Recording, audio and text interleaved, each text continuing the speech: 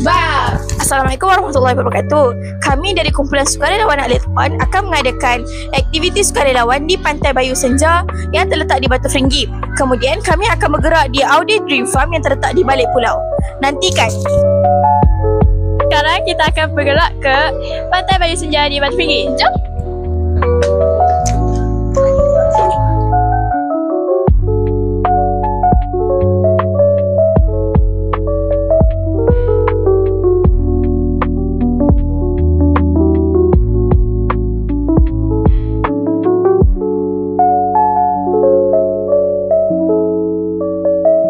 Bismillahirrahmanirrahim. Alhamdulillahirabbil alamin wassalatu wassalamu ala asyrafil anbiya'i wal mursalin wa ala alihi wa sahbihi ajma'in.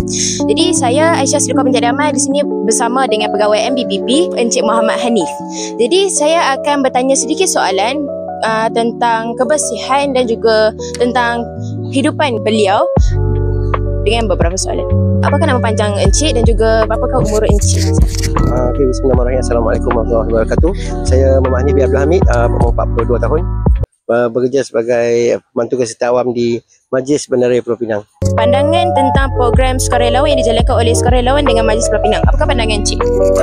Okey, untuk program sukarelawan dengan Majlis ni memang satu program yang sangat baik dan kami mengalu-alukan kerana bersama-sama dapat menjaga kebersihan Pulau Pinang ni dengan pihak Majlis lah.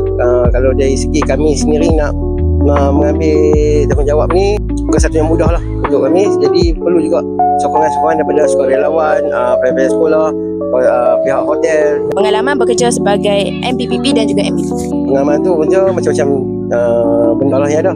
Seronok pun ada, cabaran yang agak getih pun ada lah. Sebab majlis ni kami bagi servis semua dari segi bencana alam, kebersihan, tebang pokok, tebang sampah, dan kita pun jalankan program lah. Apakah cabaran utama yang dihadapi MBPP dalam menjaga kebersihan, keselamatan, kemudahan awam di kawasan ini? Cabaran kami di majlis ni, kita cuba bagi servis yang terbaik pada semua pihak. Tapi kita tengok dah laku penduduk Pulau Pinang sendiri, sebab kita faham Pulau Pinang sebagai syurga makanan lah setengah orang. Jadi bila banyak pelancong datang ke sini, banyak sampah yang akan dihasilkan. Bagaimanakah sukarelawan boleh membantu menangani isu-isu komuniti seperti pembuangan sampah haram, penjagaan taman atau keselamatan? Okey, kami juga mengalu-alukan di mana pihak NGO boleh datang bersama-sama dengan majlis untuk buat program. Contohnya seperti program hari ini lah, dan pihak sekolah hantar surat kepada majlis untuk membantu sebaik mungkin.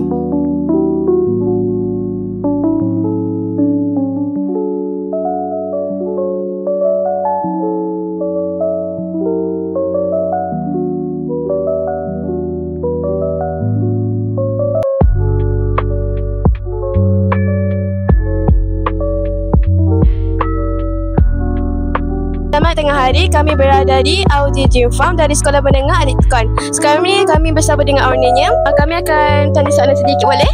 Boleh, okey. Yang pertama, apakah pandangan Encik tentang program sukarelawan yang dijalankan? Ini dream. Bagi bahasa Malaysia kita kata impian. Semua orang mesti ada impian sendiri.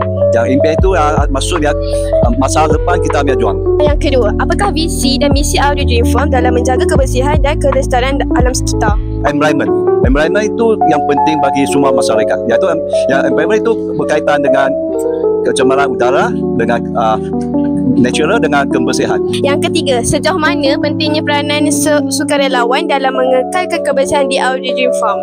Itu Audi Dream Farm ini bukan untuk saya sendiri, terutama untuk balik pulau. Balik pulau bagi tempat yang jadi tempat pelancongan dengan udara yang kita jaga, dan nature itu akan semula jadi di Pulau Pinang itu akan berkekal selama-lama ini.